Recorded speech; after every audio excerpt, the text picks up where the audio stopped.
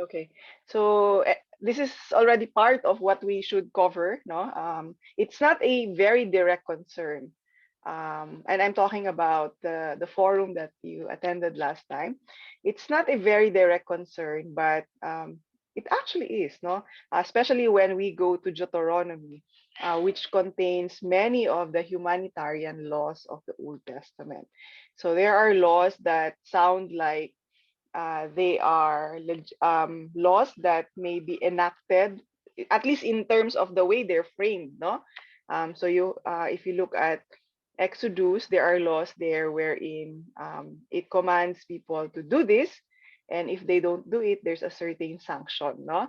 But there are a group of laws in the Old Testament where you don't have that kind of framing, no?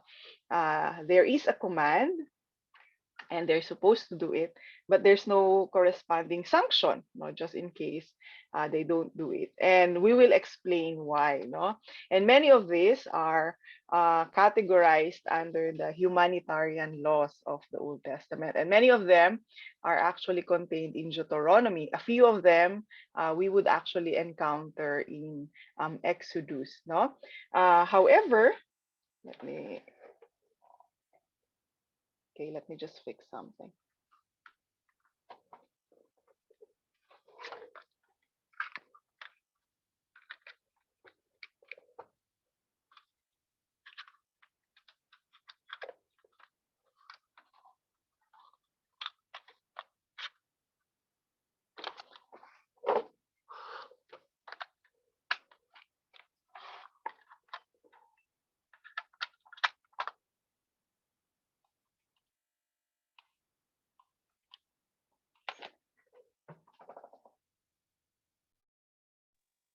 Okay, there you go.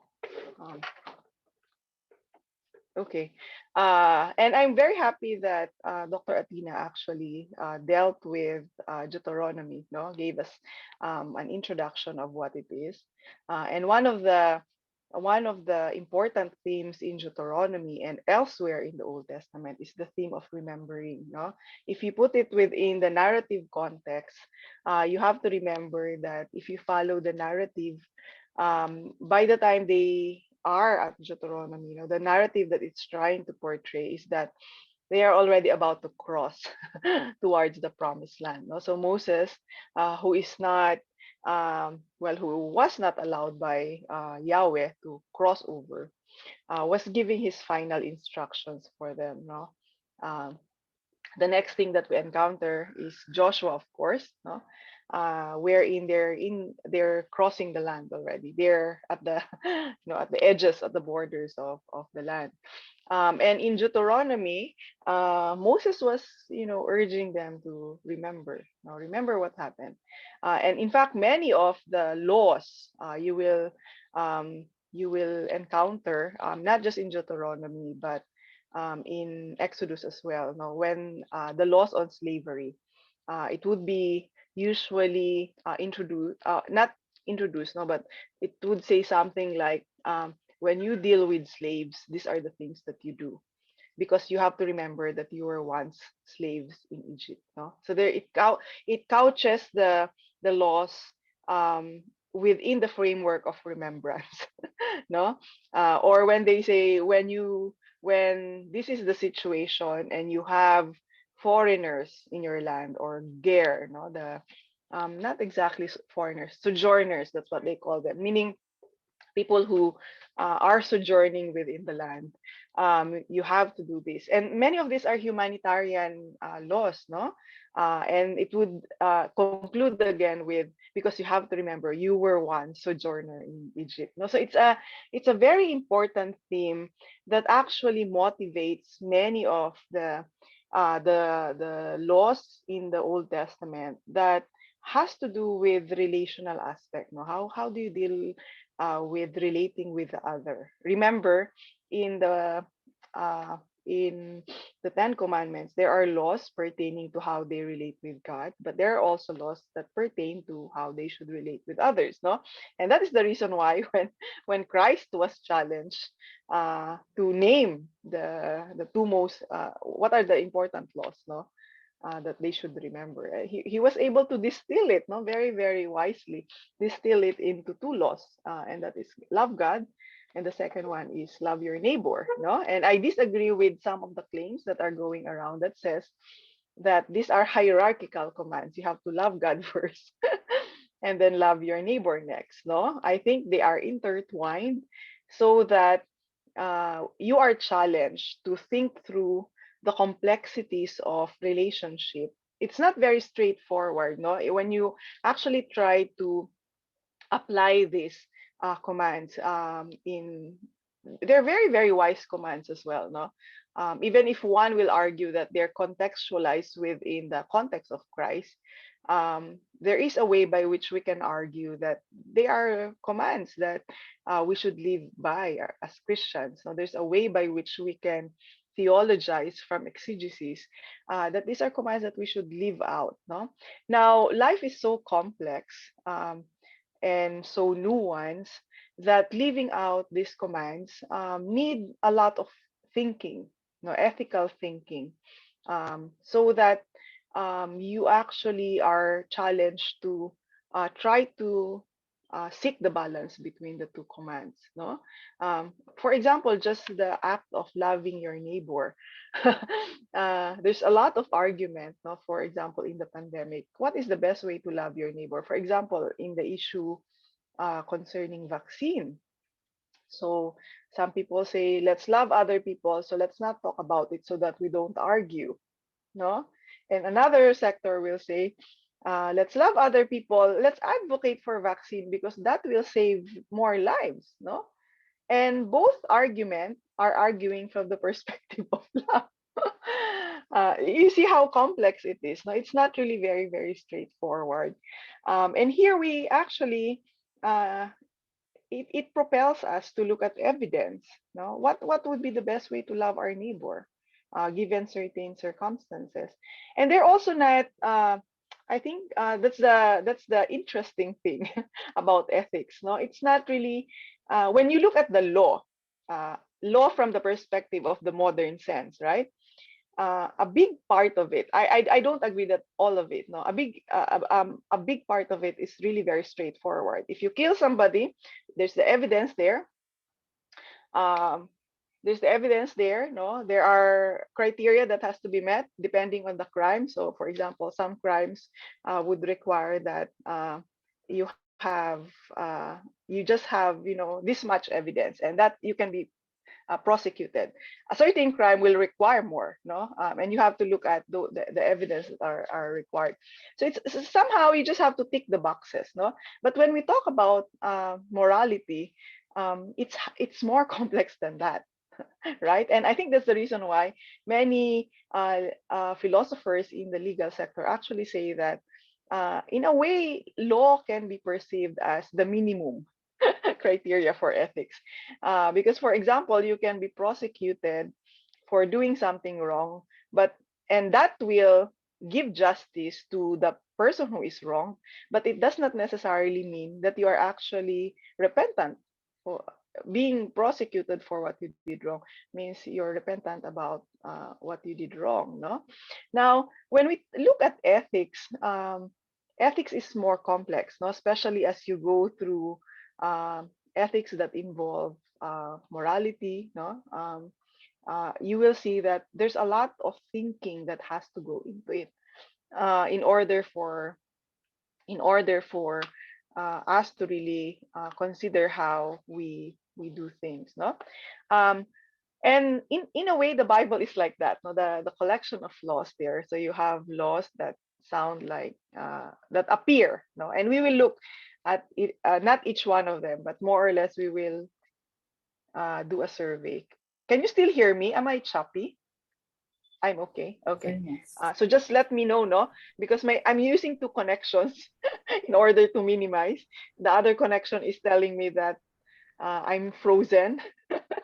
So just give me a note so that I can stop.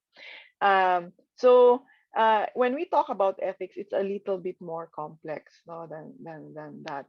And I think Ma'am Athena has somehow by talking about the issue of remembrance, Dr. Athena and Dr. Carl Gaspar, no, he prefers to be called brother, but he actually has a PhD. I think that's how they call themselves within the order that he's part of, no, the anong pangalan nila?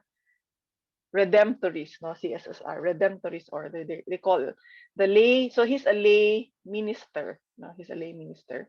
He's not an ordained. He's an ordained lay minister, not a priest. No, so he prefers to be called a brother. And I think one of the things that they have successfully, or at least pointed out, no, is the nuance, the complexity of the issue, and reading your interactions in Moodle has pointed that out. No, I love the interaction between, especially the issue on class, no, and the conversation between Tim and Isaac. Both of them pointing out very good points. No, I agree with both of them. uh, and that shows us the complexity of this issue of remembering. No, how do we? And I forgot who said it. I don't know if it's Ate Wen or Ate Loretta. Yung the issue about where is that? How do you deal with this issue, considering that it's true, no, that there are also other issues with other administration that came after it, and we don't deny that. No, if you look at social media, there is a tendency to take an extreme position. Okay, and I do that sometimes. And I'm not apologetic for it. No, I think when I make an extreme position, so I come from the academe where we definitely know when it's nuanced, no? The importance of nuancing, the importance of bringing out different perspective. But there are certain issues where, as a person, of course, I am not, I don't try to dichotomize my personality and, separate my academic practice from, my own passion about justice and righteousness. But there are certain moments where I also take a very strong position about certain things, no? And this is affected by what I think is at stake at the moment. Okay, but I don't give up my appreciation for academic work and extreme research, such that I deny certain realities. No, so very very interesting interaction here, and maybe I'd like some of you to share some things that, in addition to what you've been talking about here in the forum, no, just a way of debriefing and processing this whole uh, concept of remembering. And I also appreciate that we do have international students, no. The very interesting thing in Asia is there are things that we share culturally. For example, colonization. I don't think even the prosperous nations in Asia, like Korea, no, and Singapore, actually were able to escape colonization, no, and that plays into this whole debate of history and the way we respond to things, no?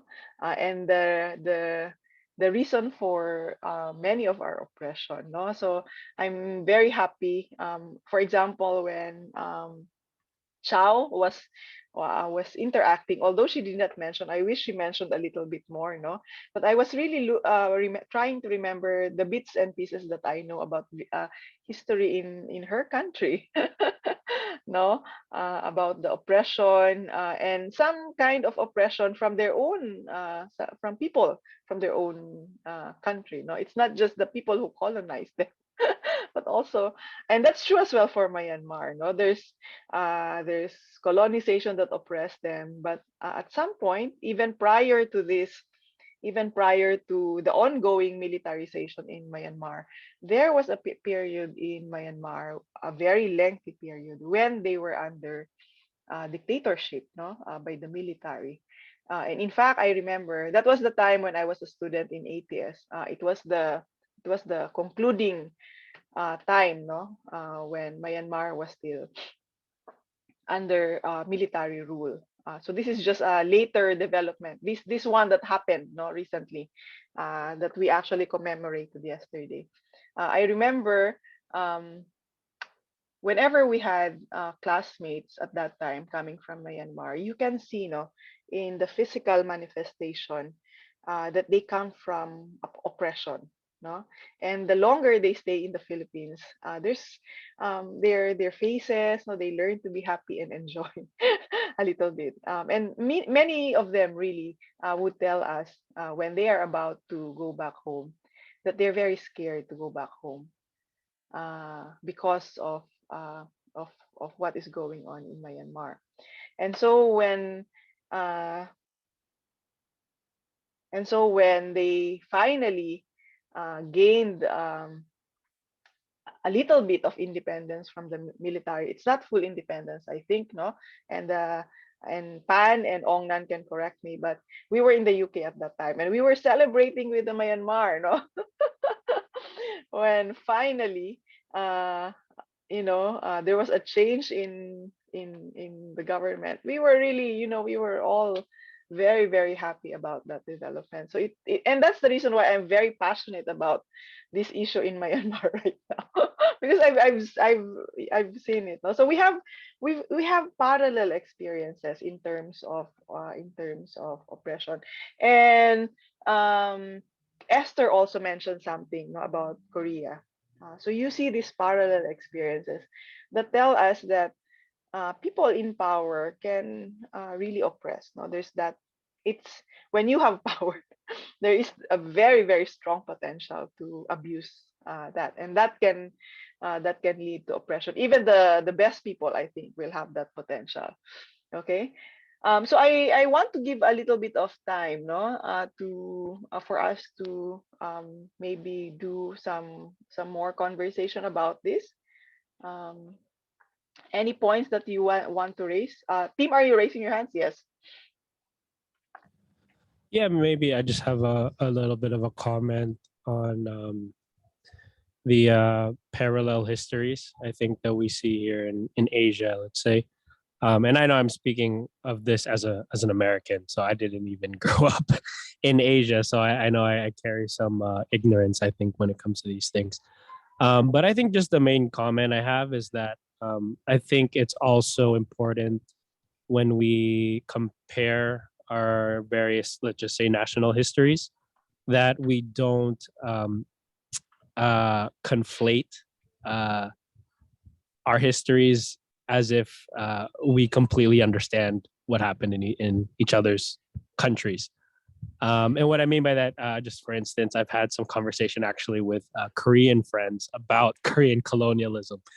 And Mm-hmm. it's very interesting how um, it's kind of the sentiment that, oh, because Korea experienced colonialism, they understand colonialism in the Philippines. Mm-hmm.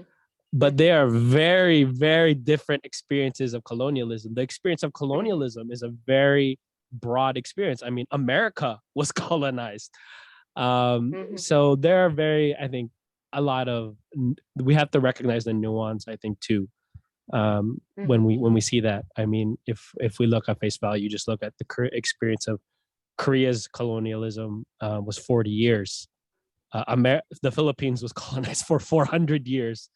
Um, Even just looking at, I think, very, very, very uh, like simple things like that just can help us also gain a better appreciation for how we can remember our different histories and what that means for each other. And I think I just feel the impulse to not uh, to be moving towards similarity.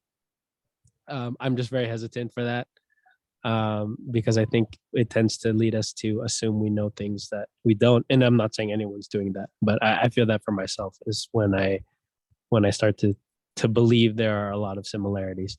But I think the overall point I'm just trying to make is I think it is important to find ways that our histories connect, and it's also important to find how They actually contradict each other and conflict each other, and in certain ways can be antagonistic towards each other.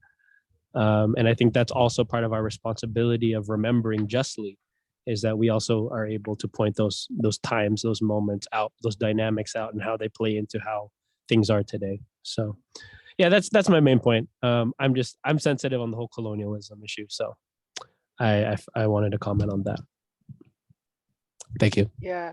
Thank you for bringing that up, Tim. No, it's a very good reminder. And it's not just in the issue of colonialism. No, in many of the big themes that we deal with, um, where you try just because you see hints of it. No, easily imposing big themes on so for example big themes in the New Testament imposed on the Old Testament or things like that, no.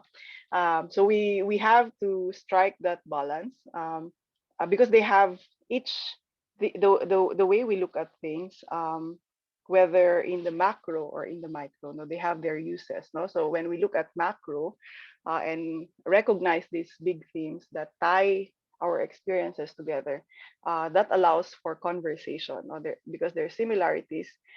There are ways by which certain analysis can converse with each other. But at the same time, Tim is right that we always have to appreciate the nuancing as well, because that is what makes certain experiences, uh, more unique. No?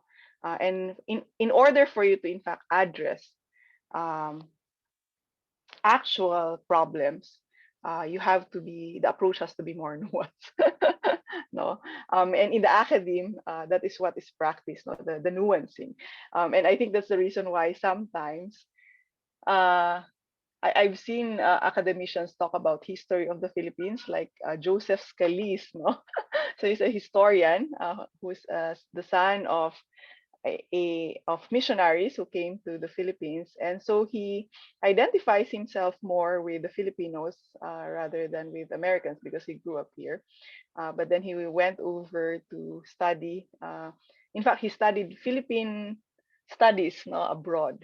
Interestingly, no, uh, and his work has something to do with history of the leftist movement. No, and because he comes from a very nuanced perspective, there's a way by which those who are anti-left use him for their benefit, and the leftists would hate him. No, but if you actually look at his work, he's not really making a judgment. It's a very nuanced work, and it's real, no. And I think that also that nuancing will help us appreciate and have more empathy with people who are saying things, um, who are coming from a different reality. Okay. Uh, Tim also emphasized that. No? I think in one of his comments, I thought that was very interesting about how we see our democracy from a very Western perspective, whereas our own, we come from a very Asian perspective, no, which has so it's there's a meshing of our very folk tradition with the Western tradition that we have inherited, but sometimes we try to analyze because we use government, the terms of ideologies that are very Western. We try to use those lenses in analyzing what we have here. So when we talk about democracy, yes, we try to practice democracy. There are similarities. Uh, we tend to use the Western lens to analyze our own version of democracy, and that puts us into a lot of trouble sometimes. Well, a lot of times, in fact, no. So we try to balance those uh, perspective, no. And I did. If you listen to the talk yesterday, it's talking about science, but it's talking about hierarchy of truth telling, no, the different ways by which we can make truth claims. So there's that macro, no, that allows us to see our shared perspective, no, where the things that we share together. But then when we deal with particular cultures, we have to be a little bit more nuanced, no, in order to highlight the actual problems. But at the same time, there are also ways by which, and this is very useful in anthropology, no, using frameworks outside in order to understand things that are very difficult to understand. So, for example, so even if it's a framework outside, sometimes they can be very useful in order to understand what is going on in a different perspective. And in the legal material that we have, uh, scholars have been avoiding Leviticus, for example, primarily because there's not a lot of things there that they can use in order to understand what is going on. It's just a list of rituals, no? Um, However, one of the ways by which we somehow had a sense of enlightenment, if I may use that word, was when scholars actually tried to use some framework from living culture. So you can see the disparity between the ancient culture of the Old Testament and the living cultures that we have now. And in the work of anthropologists like Mary Douglas, no, their work in living cultures and using those frameworks to try to make sense, no, of what is going on in Leviticus. We're not saying that it's the absolute sense, because it's the absolute truth, no, or the absolute understanding of Leviticus, primarily because you are really using a different framework altogether. But we're not just using it just because we don't have anything to use, no. We're also using it because we see hints, no, and there is where your similarities will come in. You see hints of um, shared similarities that might help you shed light, no, on what is going on with these materials. No? So we have to weigh those factors before we try to even use no frameworks. And this is where rigor of research will come in. No, what makes what will justify you from using, for example, the framework of colonization in let's say the Philippines in order to understand an experience in another country. No, I think there's a possibility for that, but care has to be really implemented. No, what will protect you from misusing these frameworks would be the rigor that you put into it. No, and that is usually what is applied. No, hopefully in the field of research. But I did. I think team is very good in this, no, looking at this, pointing out these nuances, no, and that can be a very very good strength, especially in understanding these things. When he made this comment about us trying to understand our reality from a very very Western perspective, and sometimes we are not actually aware of it, no, unless you do it a lot.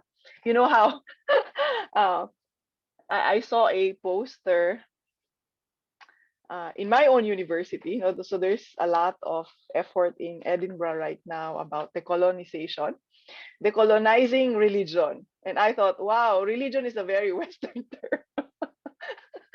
And you're the, but sometimes well, it's, I do understand as well, though, that we don't have any other term for it except to brand it as religion, no? But I thought that that title that they put there, decolonizing religion, there's a little bit of irony in there, no? So it takes a lot of sensitivity, yeah, or even decolonizing. That's true, no? This effort came from the it's and I think it calls upon us, no, to have our own terminologies, to have our own sense, no. And I in one of the forums, no, it was also last during the forum of Ma'am Athena, where Dr. Rico, one of the Old Testament faculty, said, "Is there a Filipino term for, was it remembrance?" No, that he was trying to ask. No, because when you bring in the actual native language, that helps you have a more nuanced perspective because you try to understand it within your own language. No, and that is where language comes in as very important. So, for example, I was dealing with Liab's assignment on government. And he was, because he's not very adept with Tagalog, he was asking me to translate several terms in his Araling Panlipunan book, that's social studies. So the Araling Panlipunan book used many different terms that can only be translated in one word in English. But I think the AP book used about 4 words, and those 4 words, although they can be used as synonyms in Tagalog, they are actually they can mean different things as well. So that's, you see how language can be a repository of those cultural elements that make us very, very unique. No, so that's a very, very good, very good warning for us.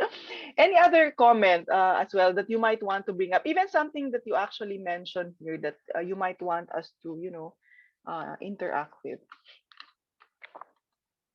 Oh, that I want us to look at this, the comment of Isaac. No, they had a very good interaction there on class, no, uh, yung the class struggle, no, uh, that's a very, very big theme that really plays in to this issue of remembering. And it is, and it teams claim about it that class was also, the especially the widening of the different classes came about because of this whole issue. But at the same time, we do know that the perpetuation of it, no, is also caused by the class divide. Any interaction on this one, on the issue of remembering I think I have a lot, but and class? I want other people to respond. Yeah, I don't want to do all the talking, but I can definitely follow up. But I'm curious what other people want to contribute. Yeah, and any comment on this, on the class issue and this struggle to there is no right or wrong answer here, okay? So please feel free. We're trying to, as a community, to try to make sense of all this. So please feel free to comment. I can add something to what I mentioned. I think for me, Okay. I think the Philippines is actually divided into, well, it's divided in general, but I think in terms of class struggle, there's two different Philippines: the one that is middle class and the one that is in the masses. Because I could argue that the culture of those different classes are very, very different. Because Mm. um, if someone from the masses were to live in like a middle class home and vice versa, it would be hard for them to relate to one another, because there's also a language barrier, which in the middle class are more adept in English, while Mhm. masses are more speaking in Tagalog or whatever dialect that they're used to. And in terms of their politics, they really can't see eye to eye on that either, because their morality when it comes to their politics are very different. So I think for the middle class, their their main consideration is the competence and the character of the politician they're voting for.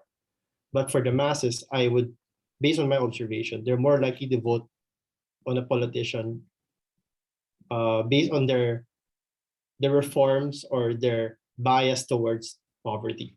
So I think based on my observation, I'm saying that it's all right, but from what I see is they would value that higher over competence and character, because usually they would say things like everybody steals anyways, everybody's corrupt, so we'll just vote for someone who will help for the poor. So I think that was the case for ERAP, on how he almost won the elections again, against Noy Noy back in the last elections. And that is kind of striking if you think about it, because he was already ousted out of office, but he came in second place in the following elections. So for me, those are just things to think about, that how class divisions really affects the way that we remember and how we do politics, and what is Mhm. moral or not moral when it comes to that. Mhm. Mhm. Well, I think in broad strokes, no, definitely having resources has an effect, no, in terms of access and in terms of the things that we will be concerned about, without prejudice, of course, to because I do know people from the masses who are, thinking people. uh, so so aside from class, I'm sure there are other factors that play in, so that each person will have your own story. We do have people who you can observe, no, and these are not just the trolls. It's very easy for people to just dismiss things as a product of, trolling. But I have encountered people who it's you just give up, no, because there's no making sense of them. Like, I was in my brother, who is a pastor. uh he posted something about the Ten Commandments, and so there ensued a discussion from fellow pastors, both from the north, because he pastored in the north, and from the south, no, from the Mindanao. And these are pastors, no, and they were talking about the Talano gold. The Marcos gold that he's supposed to distribute to when he wins the election. And then they were asking for evidence. So these are real people. You have to remember that. Uh, some of them middle class, some of them come from the grassroots. These are real people who were asking for evidence. So my brother put in there very, very good evidence from the Supreme Court, and from the PCGG. During the time of Duterte, so that he will not be accused of being biased, no, getting his sources from biased media. Um, and you can see from the conversation that nobody was listening anymore. It was like, the Old Testament Israelites just dancing around the golden calf. Nobody was listening. They were just affirming each other and just talking about the Talano gold. And I thought, what is going on here? Uh, you know, I really want to get my sociologist friend to explain to me the behavior that was going on there. And I do agree that partly class might be able to explain some of it, no? Education might also be explained some of it, no? It's a combination of all these factors. Even this understanding of who the elite is, right? Remember, I don't know in other countries, but here in the Philippines, you see a lot of uh, uh, statement saying, i'm I don't trust any politician that is backed by the elites. And you wonder what they mean with the word elite, no? Because definitely Marcos is backed by the elites. No.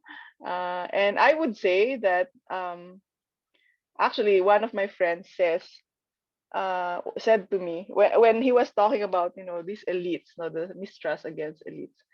And I said, yeah, that's the rich people.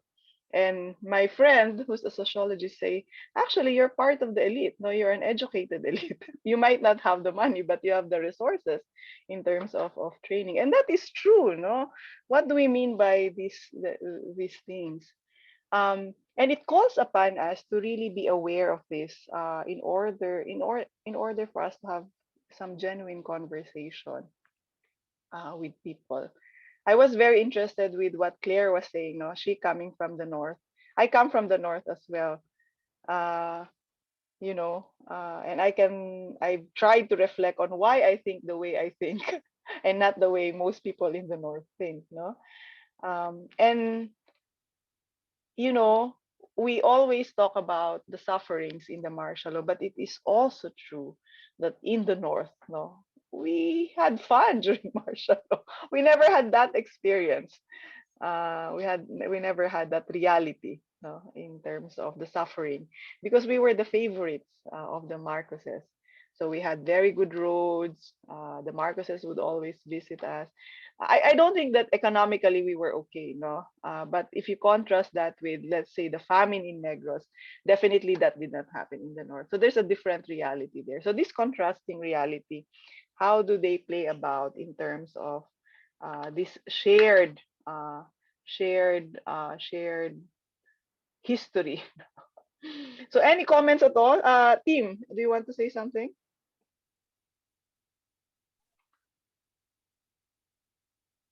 Yeah, I had a comment, I guess on the on social classes. Um, but I'll try not to be too long because I feel like I've already been talking a lot. That's Um, okay. but yeah, I think just kind of uh, backtracking a little bit, maybe some of what Isaac was sharing. I think I do agree a lot that there is uh, there are very different worlds. I think here in the Philippines between rich and poor. Though of course I don't think it's simply just middle class and working class because we have, like we're saying, the elites. Um, and so I think I do agree with the sentiment that this division has contributed a lot to certain events politically. I remember hearing, I forget the research, who did the research, but there was a research done about how increasing wealth gap between rich and poor contributed to people wanting to support Duterte and his very hands-on populist approach. A lot of that happened because people did not feel, or a lot of the working class and the poor believed that was the only solution left for them because there wasn't really much being provided by previous leaders. And at the same, so I mean, all that to say, just that I do believe socioeconomic inequality has a huge effect on what happens here in the Philippines. Um, Although I think my response, I think that I felt very strongly, so strongly to the fact that I chose to live in an urban poor, in a working class neighborhood, is I think one of the biggest problems is that many of us with privilege, say middle class, elite, we choose to live separate lives away from the poor, and I think that contributes to this idea of this skewed memory that we have, a skewed collective memory or a broken collective memory where we remember things very differently. We don't remember the Duterte administration from the experience of the people being killed in the drug war. And so I think if anything, there's a lesson is the importance of finding ways we can meaningfully connect and love our neighbors, love the urban poor neighbor outside of our subdivision, outside of our air conditioned church buildings. I think there's a clear challenge for that in like, as we're already citing, the Jesus is summarizing the law into loving our neighbors. And I think that's very been a very, I think, a big thing I've been reflecting on right now in the election season is that it's ironic to me, and maybe this is kind of supporting what some of what Isaac was sharing, but it's very ironic to me that in my office's subdivision, because we have just a kind of a team office where we go to like once a week. It's in a subdivision, and there are many Lenny posters. There's a lot of pro Lenny people. There are also some Marcos posters there too. We stay away from those houses, okay. But there are a lot of Lenny posters. But then when we come here into the community, there's a lot of BBM posters. I don't see much of. There are some Lenny posters, but I think it seems like, election season just becomes another reflection of how uh, separate and separated we are from each other, how oh my gosh, what is the word I'm forgetting when we're separated, but we I think it just shows how much we've been staying within our circles where we are only listening to people who agree with us. But I think much of what is the call on, I mean, well, if I can just say, even just Christians, is that we're supposed to not do that, and we're supposed to go outside of those places. And it's sad to me that kind of the most of the evangelical imagination when it comes to involving themselves with the lives of the poor is, oh, we do feedings. We do feedings, maybe once a month, every now and then. But it's funny to me, and if I could just ask these pastors who do these feedings and organize them, if they even know the names of the people they're feeding, if they even sit and eat with the people that they're feeding, because I think that is more of actually what Jesus was after when he said love our neighbors, not turning the poor into a commodity, essentially, where we're kind of purchasing the status of helping the poor by feeding them. But and it's sad how commodified a relationship with the poor is that essentially it just becomes how much are we donating, when that is, I don't think, it may be an important part, but I don't think that should be the end of where our involvement in our relationship with the poor is. I think much of it has to start with remembering with them, and we can only do that by asking them, by having kwentuhan with them, by doing tambay in these areas, and having meaningful relationship with them. And so I think it's through efforts like that that something maybe can be done in this idea of systemic inequality that we have here in the country, because it is, just as, to me as an American, it's as noticeable as race in the US, where, for me, I grew up in a white suburb. I was stared at a lot because of my skin color. It's the same experience when I'm in a nice mall, middle class area, and I'm wearing a sando shorts and chinelas. If I dress like that, I get stares also. So it's very interesting how these things have played out. But I guess Manel is not sorry, in the call. Did something happen?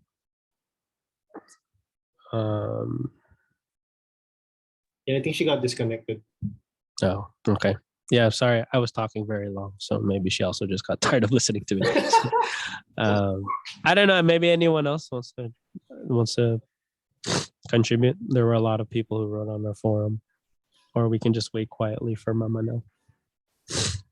What you have shared, Tim, is very interesting because already most of us are in the confine of our comfort of our home, of our churches, of our community, and we forget that we are not really parang immersing with them or understanding them. So we got to forget how really what's really their situation. And I've got to see also that situation in our place where there are people who support BBM.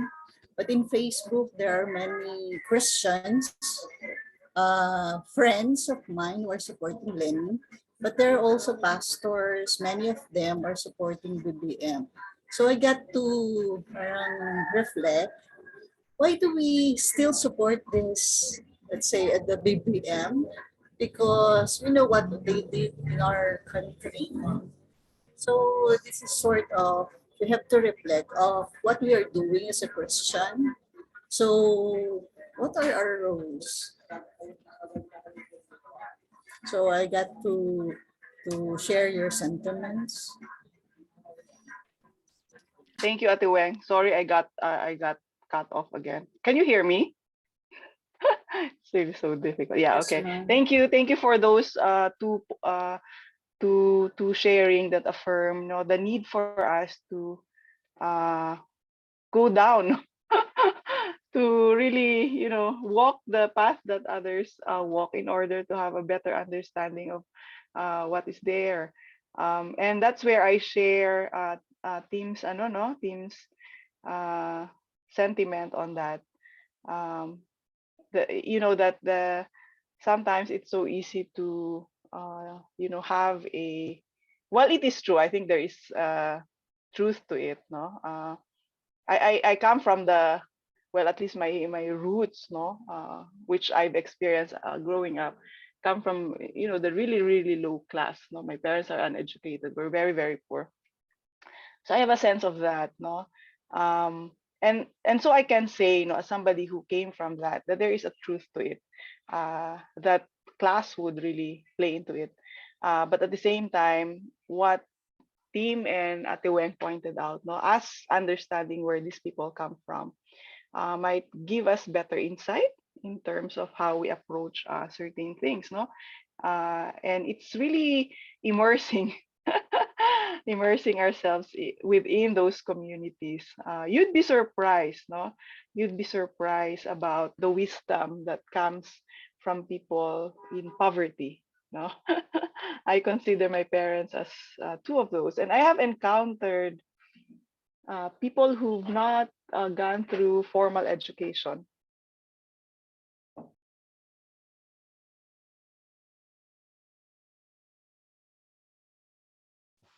Nawala po, ma'am.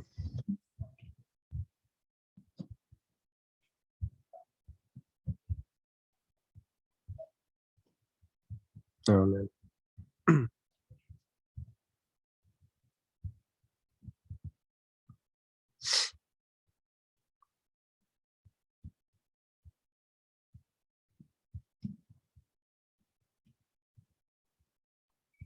Sorry, my whole screen froze, so I could not even unmute myself. So yeah, so it's very important to have, that sense of uh, experience of shared reality. Uh, really going there. That reminds me so much of Dr. Charles Ringma as well, who used to teach transformation theology in ATS long time ago. If you were in the service, chapel service yesterday, he was there. So he is actually one of the people, I think he might be the one who actually began transformation theology in ATS. Uh, and transformation theology is actually the flagship course of ATS. Do you know that? It's not the exegetical courses. Transformation theology is our flagship course. We are supposed to be training students towards that. No? So every course that you are taking is supposed to point you towards that. No? Being able to put together everything that you've learned to something that transforms.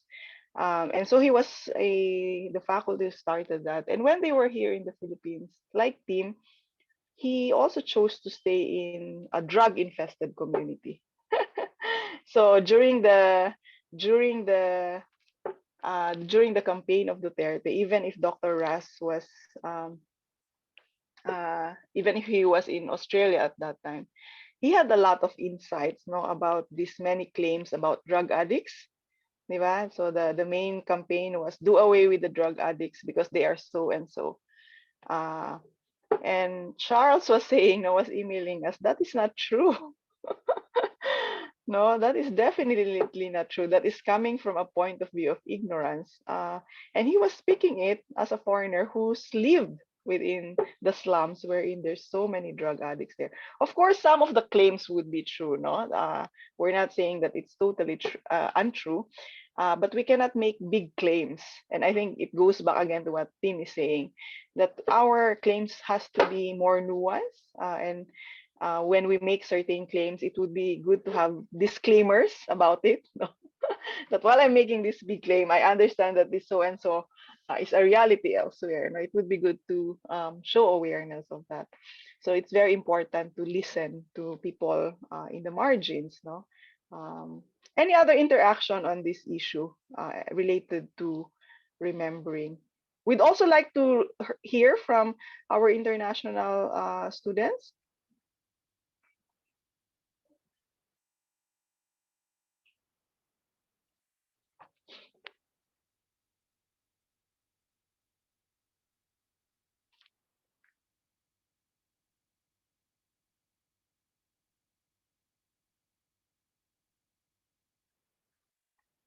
Anyone? Anyone else wants to, even if it's not international students, anybody else who wants to say more about this?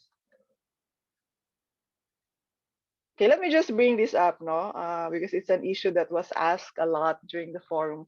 I think it is the comment of Ate Loretta.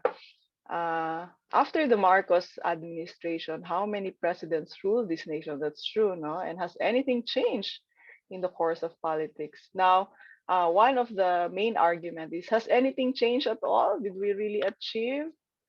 Uh, did we really achieve, the goals? And I think that's where some of the resentments are coming from, no? You talk about the people power, but really nothing has changed. Any comment on this? Just feel free to speak. Sorry, I just feel like commenting on everything today, I guess. Sure. Yes, I think that's a very important thing. I think when we talk about remembering, we also have to question how we remember the quote unquote victories of history. Because I think many of us, well, I'm sorry, I'm not going to say us because I wasn't here. My mom, people, my mom generation, really were very hopeful about what happened on EDSA and saying, oh yeah, there are all these things that are going to happen now. And it's such a victory for us. And there was such expectation, but just speaking from what I've learned, history and even just listening to others, is that it really did not change anything as far as like one of the basic issues that we have is systemic inequality. It did nothing for that. And so I think the reason why there's hesitance maybe of the masses for like a Lenny Robredo, this is more of just a thought I'm having, but I think why there is maybe some hesitance for Lenny Robredo is the idea that, oh well, we already had like a Cory Aquino, we've had that archetype of the educated female elite, and maybe not like super elite because Lenny is not coming from an Aquino landlord family, but to the eyes of the poor, they're not too dissimilar. And I think that the disappointments post EDSA um, reinforced the idea of, oh well, if it didn't change then, I don't think much is going to change now. And I think much of that comes from how we have retold the story of EDSA, where that it was such a landmark victory for us, but we did not point to the shortcomings of what it did not do and how it perpetuated the very same. There's this movie Ora Pro Nobis. I don't know if people have heard of Ora Pro Nobis, but it was a film that documented the EJKs during the Aquino administration, right after martial law, right after the EDSA revolution, and it was the same people from the Marcos dictatorship that were committing the EJKs under Aquino. That was one of the main points of the movie, and it was even banned by the Aquino administration because it was making that statement. And so I think we have to keep, wag natin bitawan ang mga issue yung dati pang issue. We can't let go of those issues. Like one of the biggest thing has always been land reform in the provinces, is reforming the land distribution, and Aquino did nothing for that. And I think that needs to be a big part of how we retell what happened in EDSA, is the failures that we we need to see, and that was one of the points that Ka Leody was saying in the Kiboloy debate. I don't know the debate that Marcos actually went to, but that was even one of his points, was that we have not done anything for those very basic issues, and so we cannot talk about EDSA like it changed the country, because it didn't. I mean, it did as far as getting a dictator out, but it didn't do much as far as the issues that we had even before Marcos was in office. So I think that needs to become part of how we remember justly, is that we can admit that, yeah, not much actually changed with EDSA, but uh, is who we're going to look to lead our country next. Is that person going to address those issues that were not addressed by EDSA, or are they going to perpetuate them? And I would think the son of the dictator, who was the very reason why we had EDSA in the first place, is not going to be that person. But that's my personal political preference. But yeah, that is kind of my main point of how we also need. I think the main tagline is that we need to remember even the good things more critically, perhaps. But yeah. Mhm, mhm. Good, good. Any other interaction on this? This is very interesting, no? Any other interaction?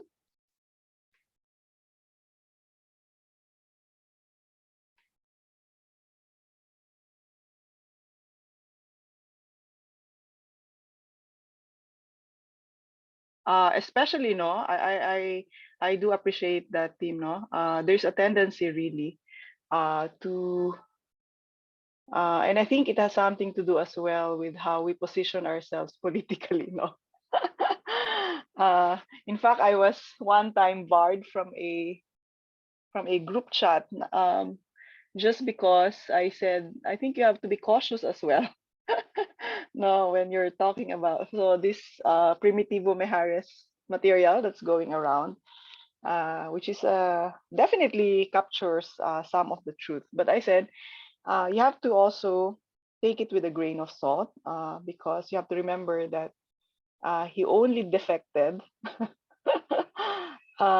defected because he I think they had an argument, no, over money, and I think Primitivo had issues with handling money as well. So there were, there's this whole nuance thing about it, and so he defected from Marcos. But now, of course, he's being glorified fully as what do you call this, as being the one who brought out all evils of Marcos, which is true because he knows what happened. He was one of the primary handlers of Marcos at that time, so he's very knowledgeable about the transactions that they were doing. But when I said you also have to take into account the fact that he had a vested interest there, no, when he was turning his back against the Marcoses. No, so we have to, and the problem is how do we bring out this more nuanced conversation, uh, so that we take account of even these small details, no, because there is really truth to what people are saying, no, that some people are extremely pro yellow, and will and that is now the kind of conversation that is going on. I think that's the sad thing about the whole situation. How extremely people take sides, uh, and I do understand that there is really certain incidents where you have to take an extreme side. So, for example, I've always been into talking about politics, but I've always been hesitant to talk about my own, the people that I vote for, because I'm not really politics. I know is a mess, and I have to always be critical even of the people that I vote for. No, but there are certain moments when I have to voice out something, primarily because of what is at stake, you know. But then because of that, uh, it creates so much polarity, so that I think the only avenues now where you can have more nuanced conversation is in the academe, I would say, no. The more nuanced conversation doesn't happen a lot outside, no, just probably in smaller communities.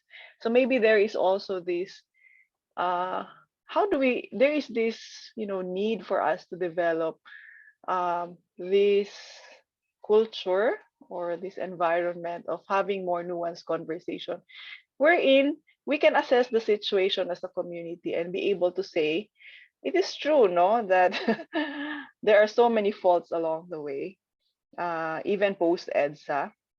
Uh, Having this environment where we can appreciate what EDSA was able to do for us, and also critique what EDSA failed to do for us, no, and assess all those.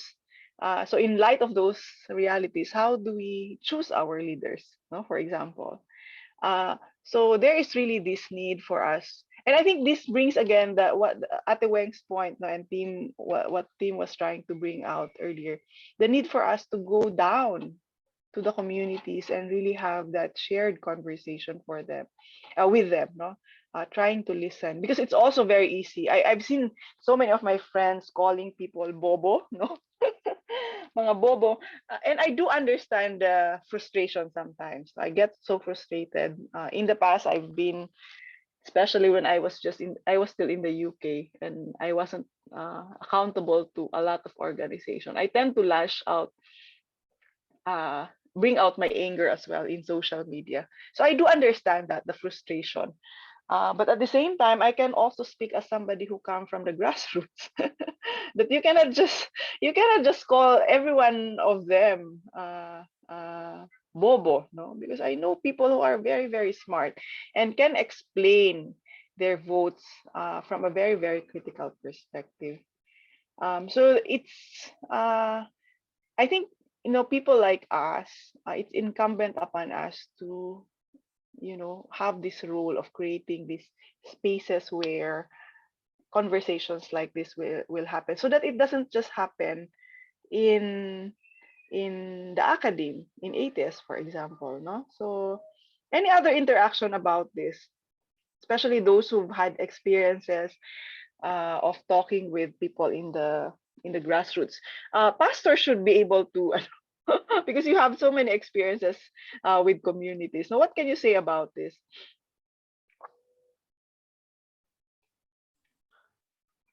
I'm just thinking about the lines of the presidency in the Philippines started in Marcos. I think it is like the parallelism of the Hebrew poetry. The Mm-hmm. dictatorship began in Marcos, and the A and the possible A uh, Duterte, no? Also a dictator leader, and then the EDSA began in Cory and uh, Noy Noy, no, before the uh, Duterte administration. And I'm just thinking about the parallel, especially in today's politics, today's election, no? Because I encounter some pastors sinasabi nila no na paulit-ulit lang yung problema. So we not engaged to the societal problems, the election, because kahit sino naman pwedeng ano gumawa ng mali. So I think Sure. there's also a struggle in the churches, pastors, and even the ordinary Christians. So there is what you're saying is there is that feeling of resignation already, no? Na it's the same banana. So and that may be a way for them to explain why they go back to that, no? Because anyway, nothing drastic has changed. I think here also is where we bring in, no, the contribution of other fields, no, and it's very important for us to be aware. For example, in terms of economic reforms, uh, and this is the fault of politicians because they promise big promises, wherein we know from economics that that is not doable at all. Even, di ba? Even that promise of President Duterte to clean, addiction, well, the drug problem in this many months. Of course, that was very fun to listen to, but from research, no, from evidence that that is not doable at all. Even solving the problem of traffic, no, that's not doable at all. So they use these languages that make people happy, and people expect certain things, no? So there is this lack of understanding of how things work. So for example, in economics, even this promise to revive, no, economy in very, very drastic ways, that's not doable at all, no? And you also have to consider the very fact that what martial law has done to us economically is so deep, no, the problem is so deep economically that not one administration will really be able to solve that. So politicians are at fault here for promising so much, so that when nothing comes out of those promises, people get frustrated, definitely, no. Zim, yes. Ma'am, I come from an organization, a church organization, who are actually presenting themselves as apolitical. And I was once reprimanded by our supervisor because I posted a political post, and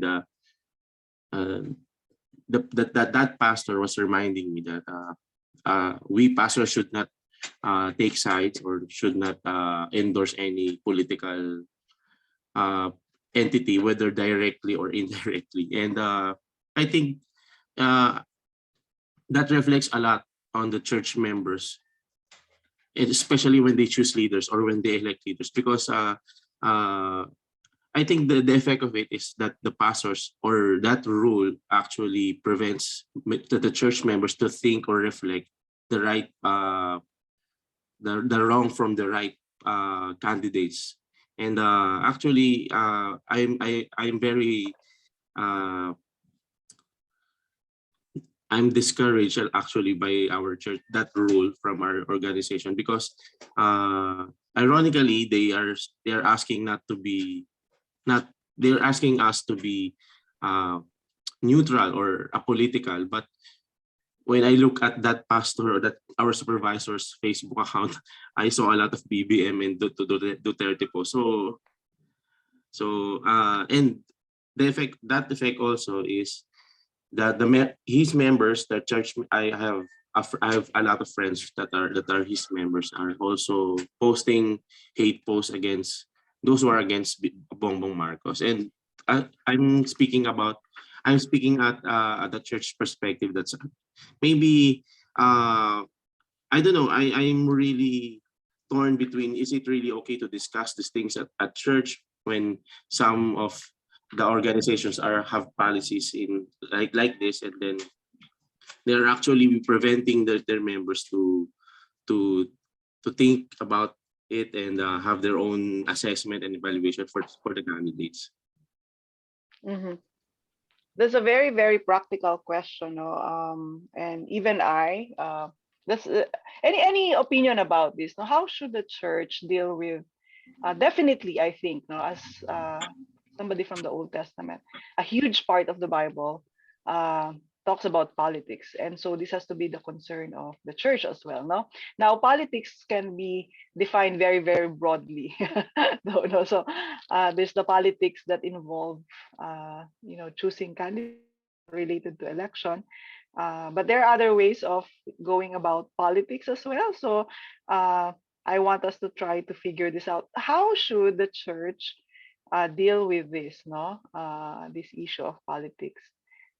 I do believe we should talk about it, but how? No, how? What are guidelines? What are tips that we can maybe consider in terms of the church getting engaged in politics? Oh, Tim, do you have any response to this? Yeah, meron naman. I think to try to be brief, it's very interesting to me how our evangelical circles pick and choose when to be involved evangelically and be Mm-hmm. involved politically. I see this here in the Philippines. I Politically, see yeah. this back in the U.S. It seems that whenever marriage or unborn life is on the line, it's all about, okay, fine, we'll talk about it. We have to defend this. It's not even a question. We're going to speak out against it. But when it's anything outside of that, say the West Philippine Sea or systemic Mm-hmm. poverty, then it's politics. Then it's, oh, okay, we won't talk about that. So I think there is something in the theological imagination of our evangelical circles that does not Sure. understand that these other issues are of the same level of, say, marriage or unborn life. And Mm-hmm. I think to start being able to have those conversations is that we don't even have to say the word politics, because I personally don't like even speaking about these issues like that, because it turns it into sports. It's like we're talking about Mm-hmm. who should win the championship this year, when that's not the Sure, case. sure. We're talking about lives and futures. And so really, I think if we can reframe the conversation where it's about how do we love our neighbor. Mm-hmm. A very Sure, great sure. community leader um, said that justice is just loving publicly. Mm-hmm. And so, if we are to follow that principle where we're talking about, okay, how do we serve our communities? How do we best love our neighbors? I think um, when that is the main question and when that has become a priority for us, theologically, I think that's when these other conversations can start to happen of, oh, okay, how do we talk about poverty? Why are people poor? I think that's when those Mm-hmm. conversations have to happen. But I think that there has to be something that shifts in the theological imagination of understanding these issues of justice. Because so far, it seems like all evangelicalism is willing to do is um, involve themselves in the lives of others as long as the gospel's being preached. If someone's being Mm-hmm. converted, then we will be involved. Mm-hmm. Everything else is nice. It's a nice thing to do, but it's not essential. So the more we can start to rework that, which of course is very difficult, but the more that I think can change is then when we can have um, conversations, or where we can talk about questioning policies that say, oh, we can't talk politics, because that's if we were to make if we were to start to have this shift, then we can say, oh, well, if we can't talk about politics, we can't talk about loving our neighbors. How will we talk about serving our Sure, communities if sure. we cannot talk about this? um, Mm-hmm. and so I think we have to work towards undoing the the very watered down idea we've had of church practice. What is a church supposed to be in a community? Mm-hmm. Um, yeah, Mm-hmm. are we just supposed to be building builder buildings with more people, with more Christians, or are we supposed Mm-hmm. to be helping the buildings outside of ours? I think that shift has to happen. But yeah, I'm very curious if people, actual pastors here in the class, I'm not a pastor, what that what that experience has been like to talk about, holistic approaches to being church, doing our ministries. How has that experience been, and being able to frame politics as just part of our job as Christians? Mhm. Curious if that has been anything for other people. Yeah, that's a very good question. No? Any inputs at all from those who work in communities? No, how can we bring this in? Those of you from counseling, no, I know you're very much involved in the communities. How do you? Well, actually, everything is politics, technically speaking. Although that claim can be abused as well. But how do we bring this in, in terms of conversation? Very good tip there. No, you and I remember my pastor. In fact, I have a. In, to be honest with you, no, even if I'm very vocal about politics, I do say I empathize with the difficulty of the position of pastors, no, in terms of talking about this. And I would really encourage pastors to really think through this. No, it's not something that you should really haphazardly just bring it out there. uh, I'm in a more privileged position, I suppose, because I'm from the academe. Although I've been restrained several times as well. But I can couch it from a more academic perspective, no. Uh, but I do empathize with the weight of responsibility that is upon the pastor in trying to, bring about. Let me just use the word unity here, even if it's been critiqued so many times. But I think uh, we don't want the division that divides the church physically, if we can try to avoid that, or have some sort of maybe even not physical violence, no, but there are other forms of violence that can happen as a result of these conversations that need to happen inside, no. So very good tip there in terms of reframing. No, how what keywords can we use? No, what key ideas can we use that does not necessarily involve the word politics? My pastor, I know, no, I can sense that he is very much aligned with what I think, no.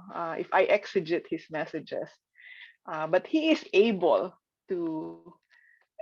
So there are times when so he would not talk about politics uh, by using the word politics, or talk about very specific candidates. But he's preached on justice and righteousness, and I remember him preaching about Nehemiah, and was able to actually relate that with the people power revolution in a very subtle way. And I did appreciate what he did there. No, and what I did appreciate is he doesn't censor anybody. So he doesn't censor me when I talk, when I speak out on social media, when I comment. And as a respect to him, I also try to be very tempered about it. No, and I think that's a respect that I owe him because he is very he doesn't censor what I say. He doesn't also censor the other side. No, so I don't know how to articulate how he does it, no, but he does it very, very well, so that we are able to actually maintain some balance in the church. No, so he doesn't necessarily openly say I am for what Anel is saying, but I've seen some hints that he agrees with me, but at the same time he shows sympathy for the other side. That's a very, very difficult thing to do, that I cannot even describe. No, I cannot even articulate right now in very clear words how he is doing it. But I do appreciate how he is doing it. There's some comments in the comment section. Let me just go through it. Since the church cannot attend to all concerns, or can we? How does a church choose which battle to fight? What comes first in terms of priority? That's a very good question, no? Because sometimes the tendency is just to attend to one thing. For example, when we talk about politics, we just look at we just rave about the ongoing election, when actually politics is not just that, no? How can we, any interaction with this concern of Claire? Anyone? The international, I hope the international students are in friends from the international community can share as well, even if you don't, even if you comment, no, even if you comment at it from the perspective of your own experiences, please do so, no, feel free to share about what is going on in the country, and try to relate it with what we are saying here now in terms of remembrance and what is going on in society.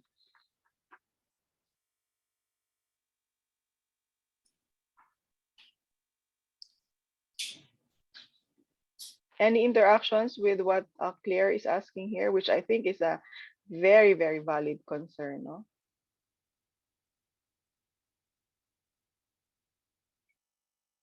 Okay, let me start, no, and please do interact. Even if it's not related to what Claire is asking, no, anything at all that you want to bring out from your own experiences. So, uh, Chao from Vietnam and Pan and Ong Nan from Myanmar, please feel free. No, we'd really like to hear your voice as well. Uh, this is not a this is a very tentative answer to what Claire is saying, no? This is something that I'm quite passionate about. I think if the church will allow for multiplicity of exercise of gifts, no, um, so that we appreciate that ministry is not just, ministry is not just the traditional ministry.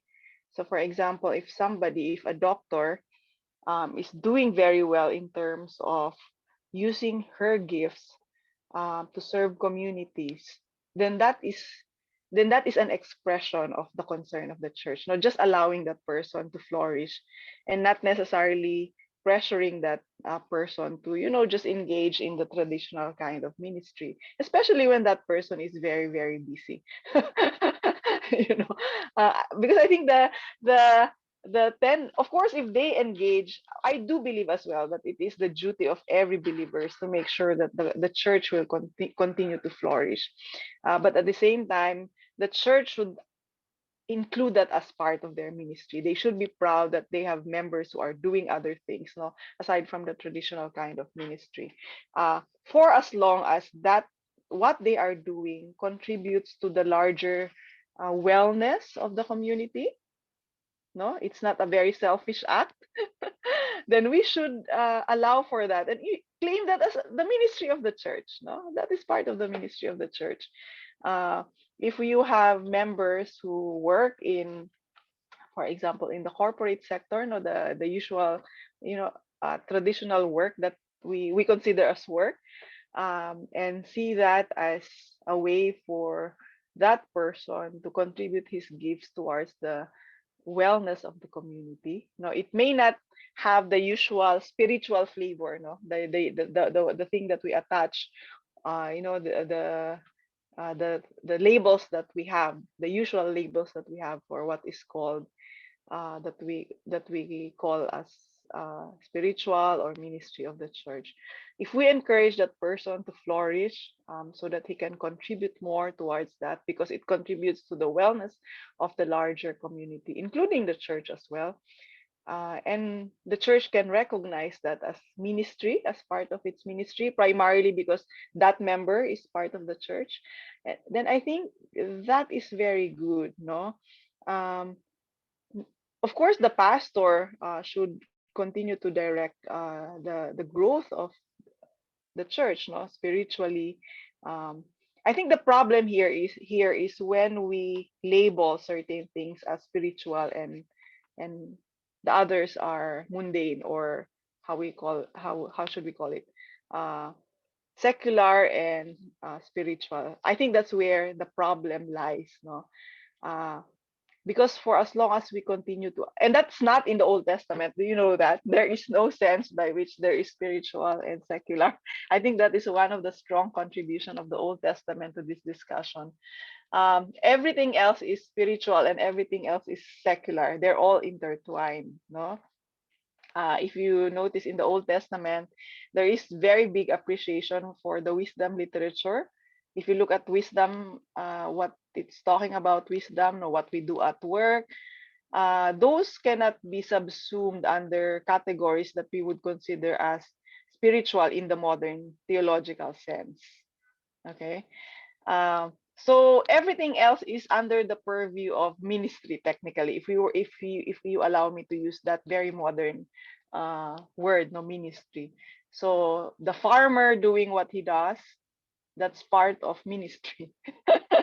And if we were to contextualize that in the church, no, if the church can continue, if we'll allow for these things to be called ministry as well, the ministry of the church towards the community, then I think there is enough room. No, we don't have to have one concentration for as long as that is that gives wellness to the community. Remember, the church ministry is to provide wellness to the community, no, and all of these aspects of life.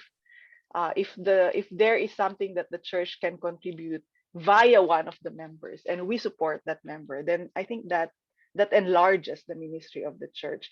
Uh, what I have to say though is, no, the point here of uh team, no, the cry of the poor. Although it is true that the Old Testament, and I'm talking here as an Old Testament person trying to integrate this in how we view the perspective of the church as and its mission, no, although it is true that there is no division between the secular and the sacred in the Old Testament, the Old Testament is very much biased in favor of the marginalized. And I think that is what Ma'am Athena was trying to point out before in the in this whole act of remembering. We remember, yes, and there are multiplicity of realities that we have to account for when we remember. So for example, when we talk about martial law, we talk about the realities of us in the North, wherein we really did not complain. We also have to bring out the realities of people in the South, no, the Muslims who were persecuted. Definitely, there were massacres that happened in the Muslim communities during martial law. No, uh, if you go to if you go to communities in the BARM, what do you call what does the BARM stand for? These are, the provinces like Cotabato. They're really very angry about martial law because there were moments in their history, mass, uh, wherein groups of people were massacred during martial law, no, in the name of in the name of Marcos, no. So we have this shared reality, no, but the reason why Ma'am Athena was pointing out the voices of those in the margins, the voices of the victim, is because of this bias of the Bible, not just the Old Testament, in terms of bringing out the voices of those who are marginalized. No, so we look at the ministry of the church in a very holistic perspective. We affirm what everyone can contribute in terms of betterment of society, no, because that is the ministry of the church. Remember that wellness is not just spiritual, but physical as well. No, it's all encompassing. But at the same time, if we are to be truly biblical, there is a strong urge for us to speak on behalf of those who are marginalized. No, there's always a special place, and you will be seeing that as we go through the legal material, that there are laws. No, if you look at Exodus, no, the first after the giving of the Ten Commandments, I don't know if you've noticed it, the first law has something to do with slavery. Did you notice that? And that is how, in fact, the Old Testament legal material tries to be tries to be tries to be I'm trying to look for a term, no, tries to subvert uh, the legal materials in the ancient Near East, because the legal materials, and you've compared some of the legal materials in your group exercises. You've compared those materials, and you will notice that at least I hope you have observed that the legal material is not just present in the Old Testament during that time. No? It's a genre that you will find within the region of the ancient Near East, where the Old Testament is where Israel is situated. So the legal material is not unique to the Old Testament. You can find it in other materials in the ancient Near East. And all of them would talk about slavery. All of them would talk about, let me use the word capital punishment, although that is also a very modern terminology. No, eye for an eye. They have, all of them have that. But one of the ways by which all of them talk about slavery, so slavery is a reality in the ancient period. No, but one of the ways by which the Old Testament tries to subvert it, no, is the way it positions its laws about slavery. And we will be looking at the content later on. No? How do we look at the content? Uh, that slavery comes in as first. The Old Testament deals with it first. No? Isn't that interesting? Whereas if you look at the collection of slavery laws in other materials, it's usually at the, at the fringes of the material. Okay. Of course, the other question is if you look at the laws, now the first laws, and we will be looking at that as an example. It sounds, if you're just looking at it from, just initial reading, it still sounds uh, unacceptable from modern sensibilities. No? So we will try to look at it from a rhetorical perspective and see how is the Old Testament trying to subvert these realities within its context. So, if you actually look at the Old Testament laws, it's very subversive if you consider it within the context of the ancient Near Eastern laws. And one of the ways by which it subverts it is it looks at laws that protects the marginalized first. No, it's at the start of the collection. So this is one of those arguments, that evidence that we use to underscore the fact that there is really a bias, a very strong bias in the Old Testament, and I would like to claim, no, that in the New Testament that is also true, in favor of the marginalized in the society. Okay, so that's something that we have to uh, to uh, to to remember. Yeah, that's true. No, the preferential option. No, that's there is. If we will use that modern category, definitely the Bible has a preferential option for the marginalized, no, those who are oppressed. Okay, so that's a very important point to bring out. And it's not just in, it might be more direct in the prophets, because in the prophets, the language is more direct. No? In the legal material, it takes a little bit of rhetorical analysis to bring that out, not to show.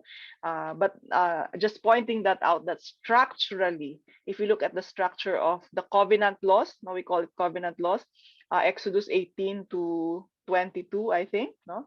The first law that it actually brings out is the slavery laws. It is at the start of the laws. Whereas if you compare it with the materials in the ancient Near East, it's something that they have laws for it as well, but they don't.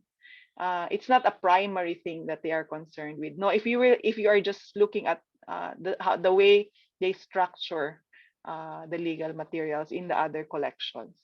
Okay, so it takes a little bit of sensitivity, rhetorical sensitivity to bring that out. So that's my very long answer to what Claire is trying uh, to and it's not even a complete answer. No, it's, I hope it's something that we will try to work out in practical terms, no, because these are just ideas and theories from the Bible, but how does it really play out, no, in the church dynamic? Any other interactions in light of what we are talking here? So we're expanding the themes already, from remembering to talking about communities of in the margins. No? Chow, do you want to say something in terms of your experience in Vietnam? You've worked for a long time with an organization, right? Yes, ma'am. I had the experience to work with non-profit organizations, and with World Vision, we know that is the uh, uh, uh, organization of the church in Mhm. other country, but in Vietnam, as pastor, one pastor was mentioned before. I don't remember the name. So we was advised to avoid to say about our faith and also the politics issue when we are the staff of the church organization like this. I think the reason is because they don't want to have something damaged. I mean, it will stand on the position of the staff of one organization to speak out something about the politics or the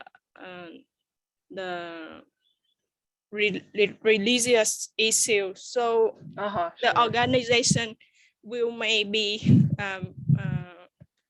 call out from the government officer.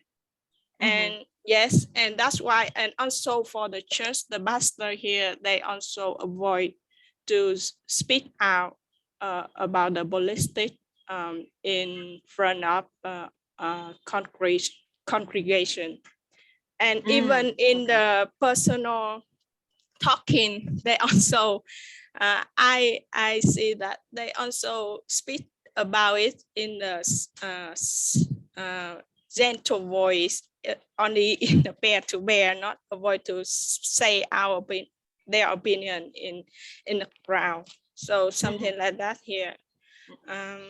Yes, I think because of the safety of the church and also for the safety of the organization they're working for and for themselves. So they avoid to talking about the certain like this. Sure, sure. Yeah. So are you saying, Chow, that there is a safety issue that that has to be considered when somebody in the church will talk about politics? Yes, ma'am. Maybe the reason they will persecute you is not because you're talking like this. You will be you will be cast and put into the prison. But they will write some false witness about you. For example, a pastor. Right. Yeah, a pastor. You may be put into the prison because unreason issue, and we know that is in the phone witness, but we cannot do something to against it. Yeah, so it's better to avoid to saying about Right. yeah. Right. Okay. The organization that you were part of, Chow, was it a church-based organization? Yes, ma'am. It's a World Vision. I believe World that. Vision, right. Yes. Yeah, I yeah. But it's not really tied to a particular church, right? But um it considers itself as a faith-based uh organization. Is that the yes. same? Yes, ma'am. Before 1975, I mean that's the year the communist will take over the country. So World Vision still work with the church at a organization of the church, and every activity or intervention they will work through the church. But Right. yes, but after that, I think from they forced to stop working here in Vietnam from Right. Okay. 1975 until 1990. They come back, but now they have to, if they want to work here in Vietnam, they have to be partner with the government, and they are Right. not. They have to make sure that they have no relation with the church. I mean, even if I am a believer and I work for World Vision, the government will call me to their office and ask me a lot of questions. Why you are working there? What are you doing there? And even Sure, when I sure. moved to another place, for example, I stay in my house, but after that I rent another house and move to that place. So I had to do some procedure to register with the government there. And by that occasion, they will ask me to go to the office and ask, oh, what are you doing there? Are you working with provision? Something like that. That's a informal meeting, but they persecute the one who work with or work for the organization or the church like this. Yeah. That makes sense. Thank you, Chow, for that. No, the one that I can remember that maybe somehow um, coincides with what Chow is saying is that we also have to remember.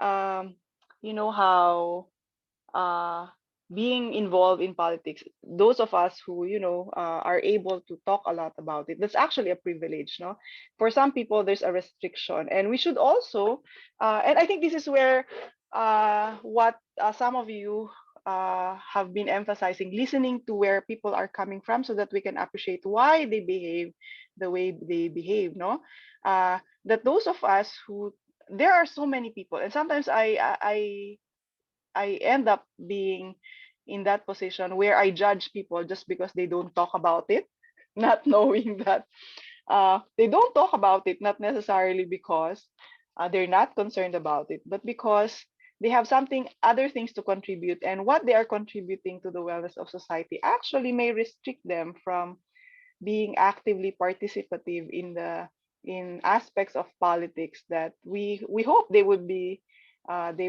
participating in. No, so we have to also consider that, because it's really very easy to be judgmental about where people position themselves. But listening to Chow now, that brings about this concern about restrictions, no, that people have to be concerned about. uh, I know that the people in government here in the Philippines are barred, no, and I think for good reason. I think there's a wisdom to it as well, from certain political activities, or at least certain political engagement. So thank you, Chow, for sharing that. Uh, it it re- Chow, can you let me know the work of World Vision when they were still in Vietnam? It's within the community, right? Is it similar to what they're doing in the Philippines? So in the Philippines, their work is targeting marginalized communities as well. Yes, it's the same, and they Right. have the Okay. same vision, same value. But in Vietnam, they cut off the religious value. Ah, I mean, right. Right.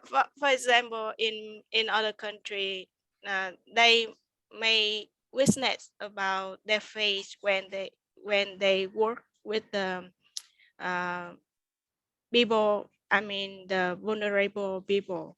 But Mm-hmm. here we do not permit, do not be permit to say about our faith or to be Sure. Sure. witnesser. Yes, so cut off Sure. the religion value.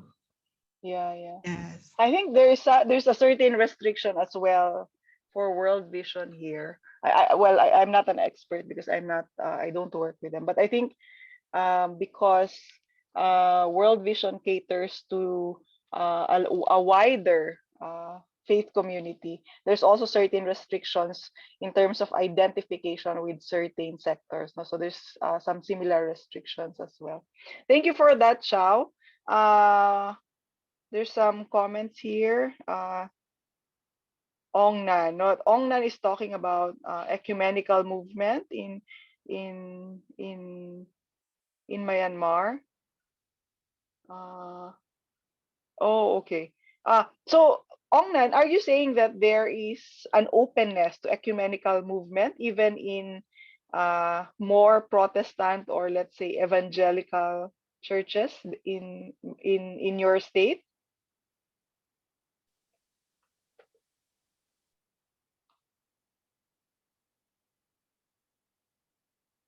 Is Ongnan still there?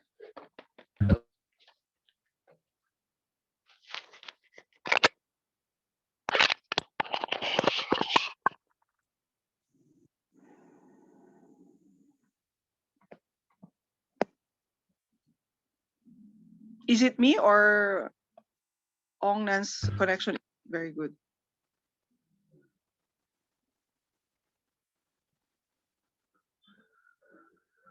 Can you hear me?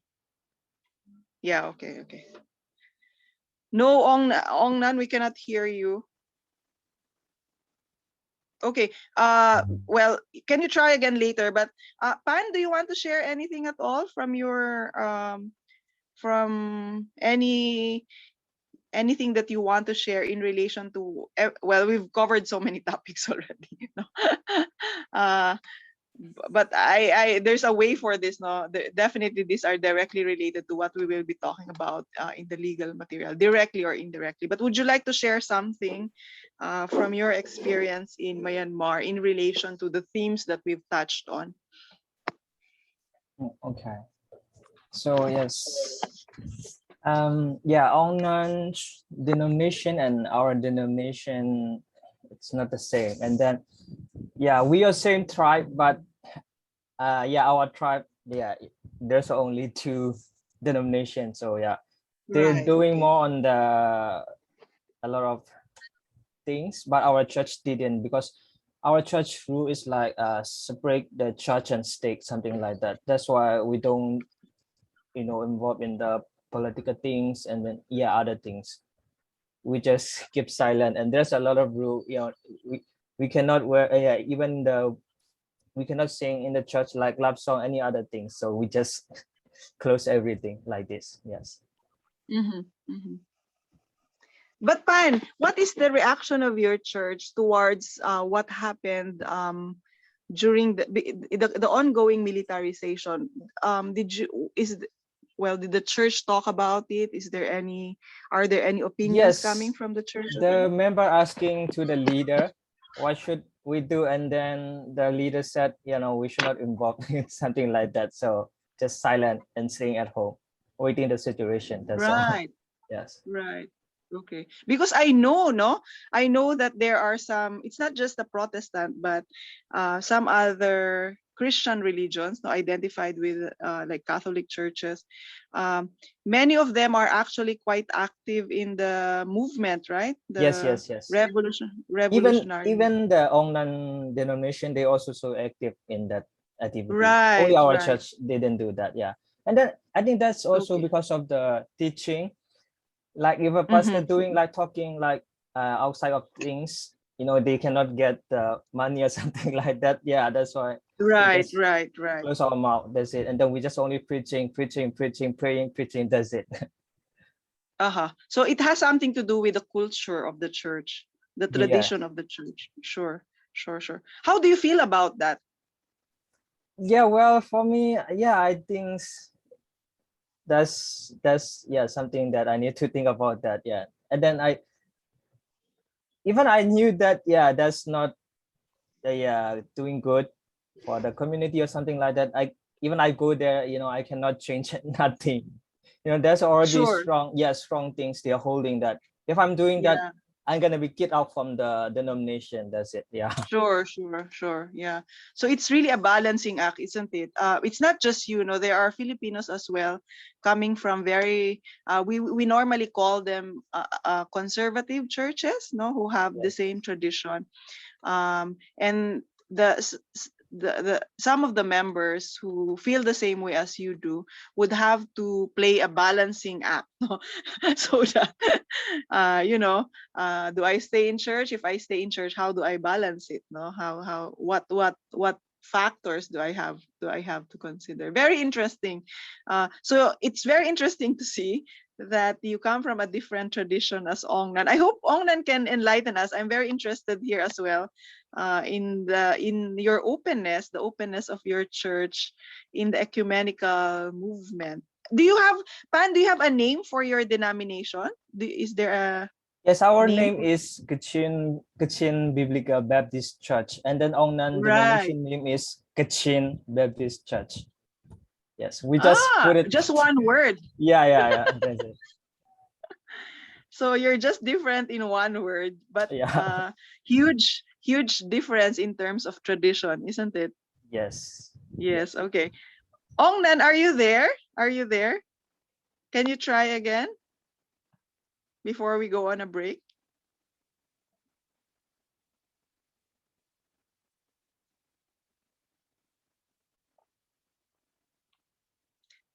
I'm not sure, Ongnan, if you're trying to talk, but we cannot hear anything. I think Ongnan tried to unmute. Okay, let's what we can do, let's just take a quick break and come back after 10 minutes and let's see if we can hear from Ongnan now before we try to do some reflection on your group activity. Okay, so let's come back at 4:11 around that time. Okay.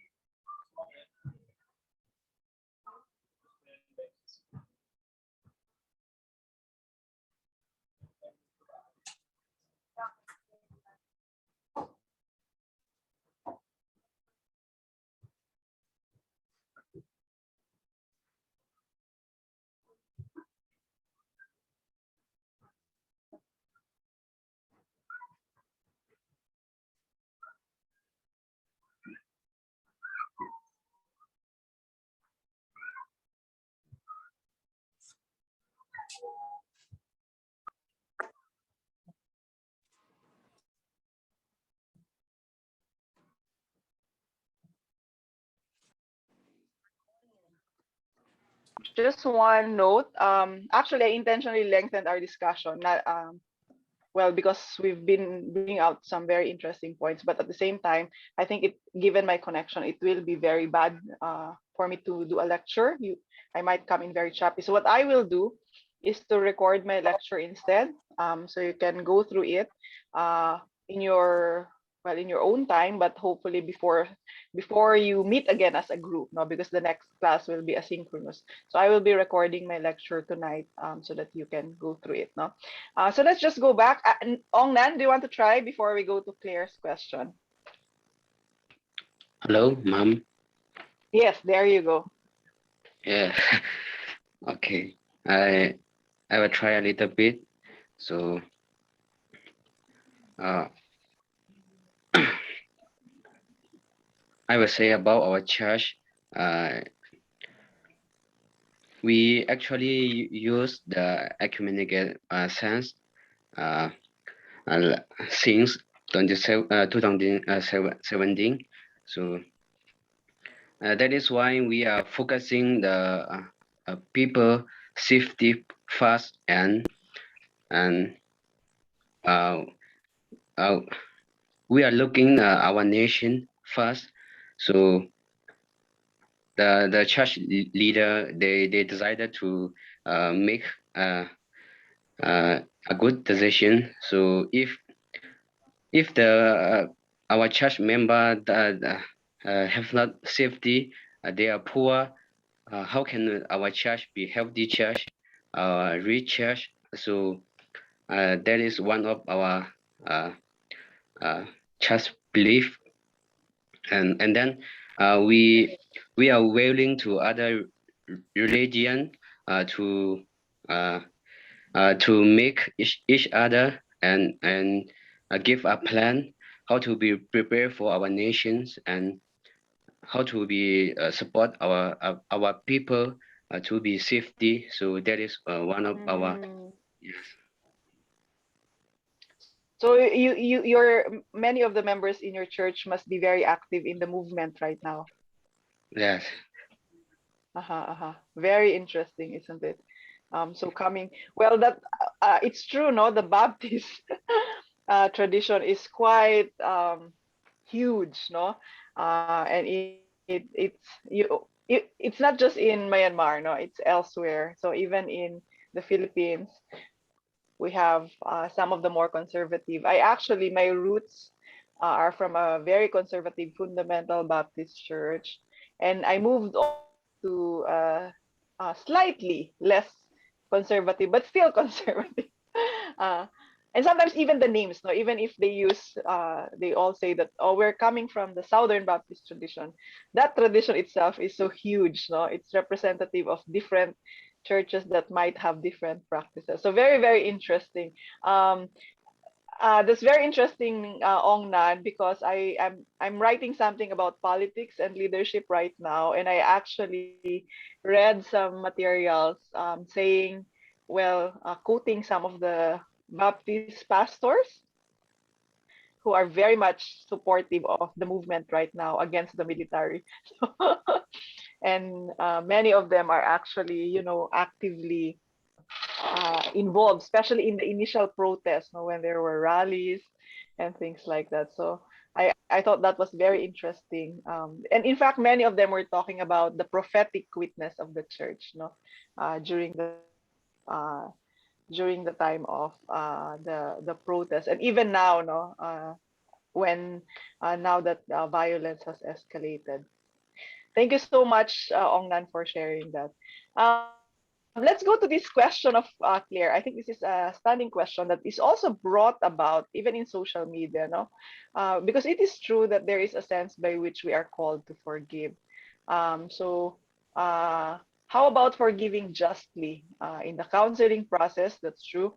Forgiving a perpetrator is one of the important goals of the counseling process, because one has to really be able to move on, no? Especially if it's a very painful experience. it usually comes towards the end of the counseling session. And sometimes, and I'm sure the time that it takes for this to happen, no, would be different from person to person. Sometimes clients learn to forgive even if the perpetrator has not asked for forgiveness. Sometimes the perpetrator is dead or imprisoned, with the word justly coupling with forgiveness.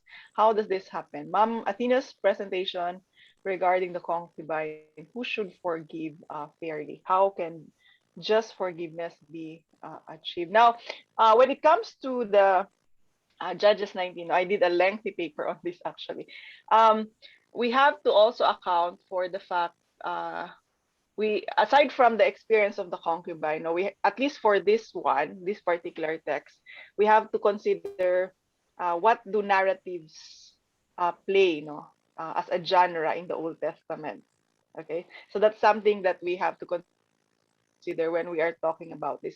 But I'd like us to deal with actual real experiences. No, for example, uh, what was shared, no, Brother Carl Gaspar, or in light of those who have experienced violence, coming from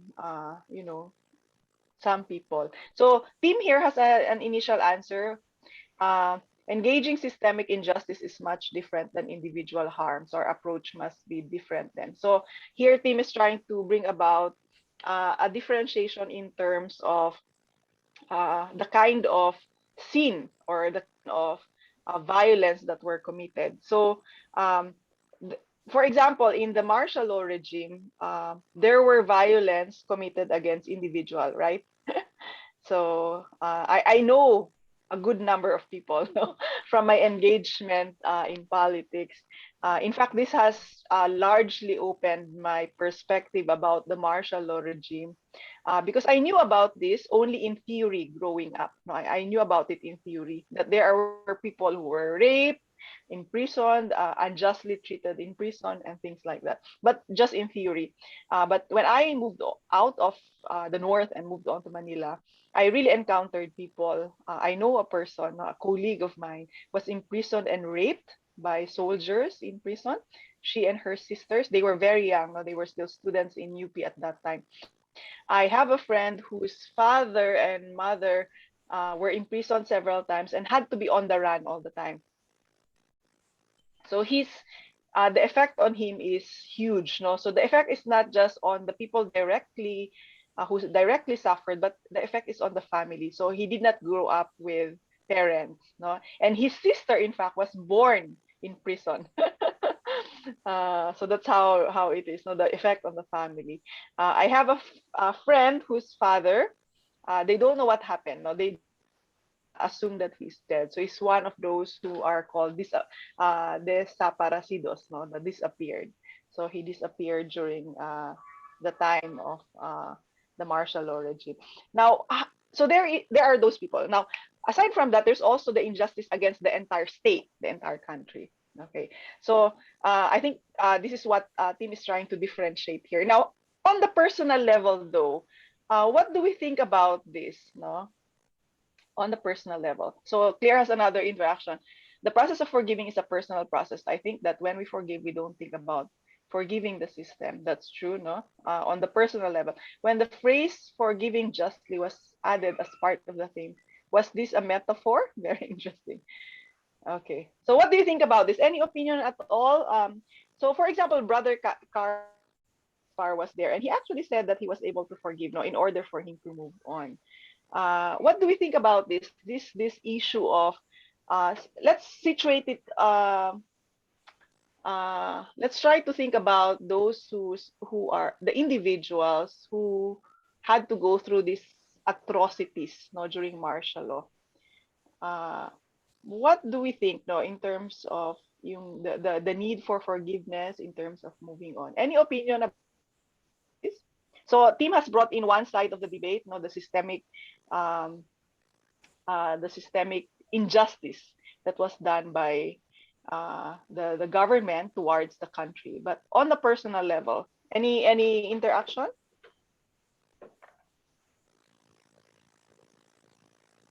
you can try. No, it doesn't have to be really, really perfect because we're all trying here to make sense.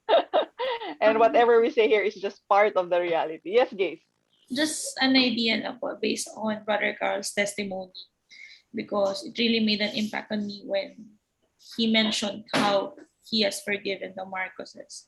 But in the same way, um, he didn't stop seeking for justice. He didn't stop remembering what happened. So I guess it's the forgiving is one thing, seeking justice is another.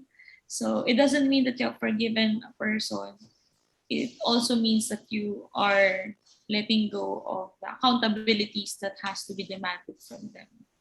So I guess there's that kind of differentiation that um forgiving, yeah, it's for yourself, but for the sake of everyone else's, not just your personal experience.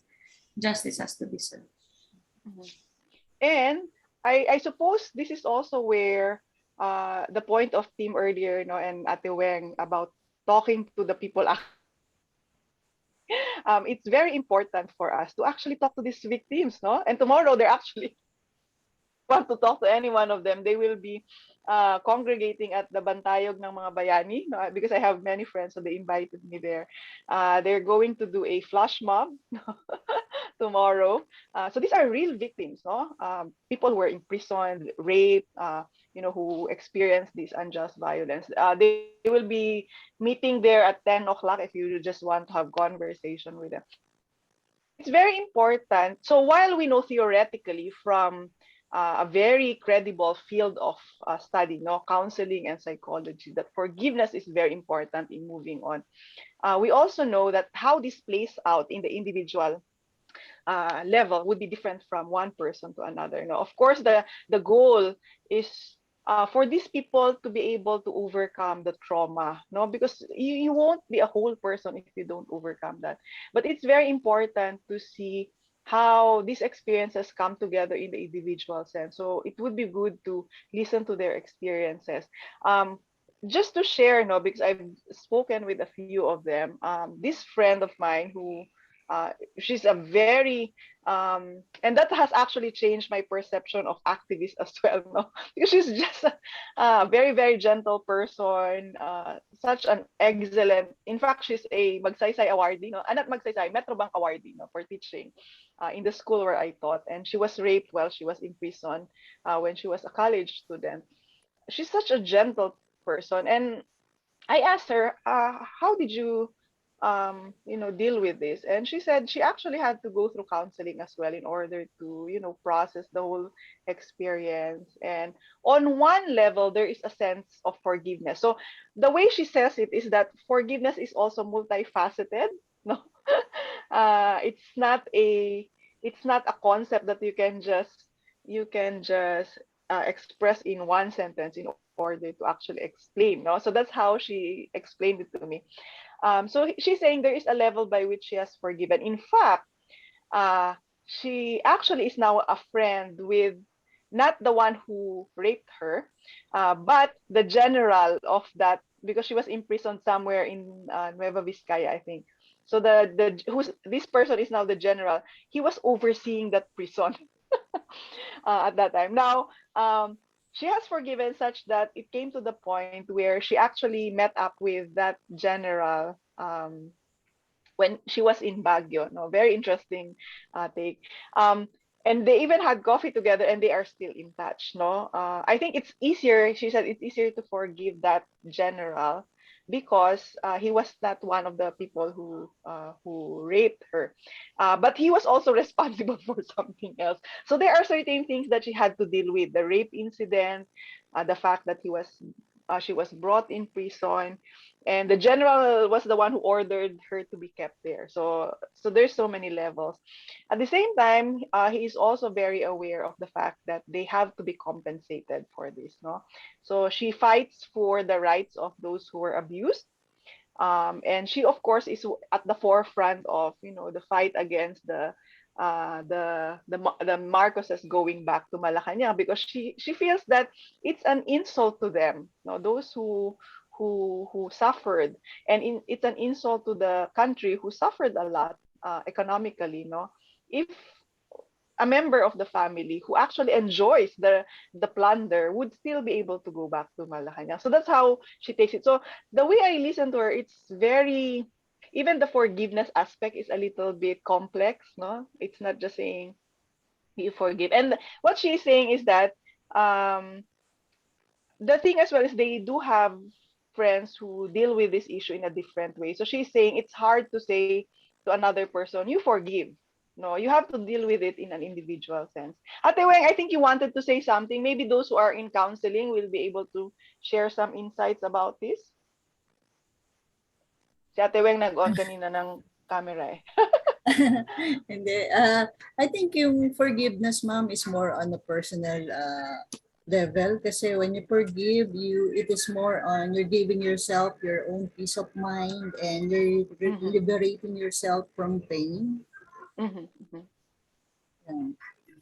So this is more no the need to forgive on a personal level in order for you to be able to move on, no? And Yes. because if you just keep it there, most likely it will destroy you as well, no?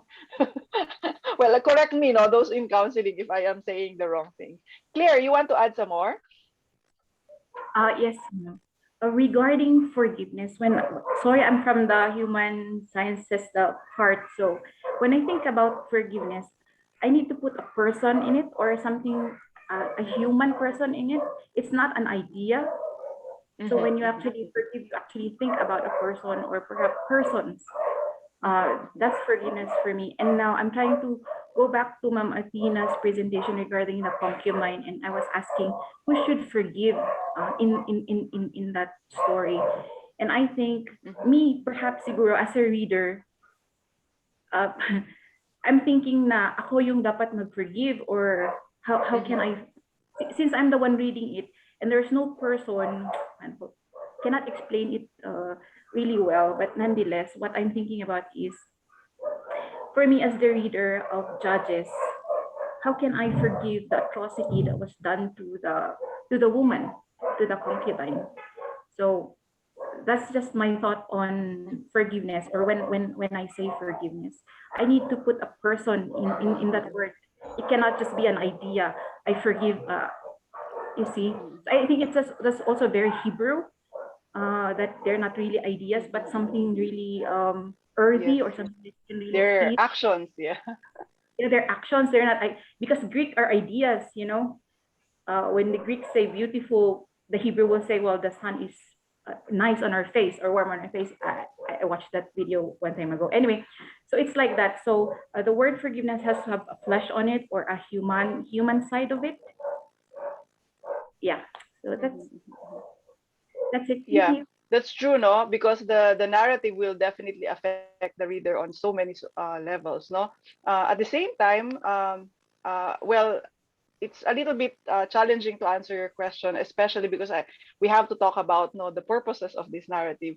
But if I may add, no, one of the purposes of these narratives, I think, especially for those of you in the counseling, is to be able to see, no, that this is a reality in the Old Testament, and to allow you to empathize, no, from even from a very biblical perspective about things like this, that the Old Testament deals with issues like this, no, the rape, no, such a violent atrocity, and there is such a call, no, for biblical empathy towards events like this, no.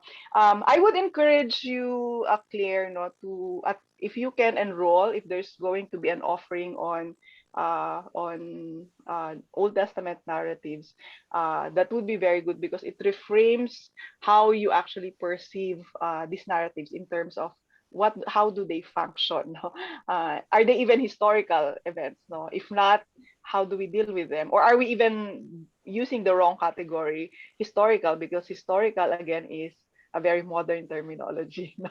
The way we look at history is very modern. It might not be the same as the history, the sense of history of this older ancient material. Okay.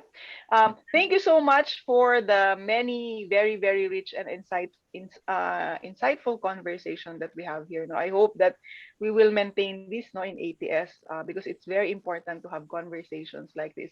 And the issue here is we usually think of theories, and the question that is left to you is always how does it play out in the actual sense, no, in the communities, and that's where the gap is, no, because it's so difficult, as we have seen here, it's so difficult to give a one solution to all of this, and it's up to you to go to the communities that you want to be part of, no, bearing in mind again the challenge that was put here. No, it's important for us to get our feet there and to think through these issues within the context of those communities. No, how do we how what's the playbook that we're going to follow? Because I don't think now with these issues that there might be guidelines, yes, but it's always difficult to have a handbook for doing things in communities. No, so it's so important for us to listen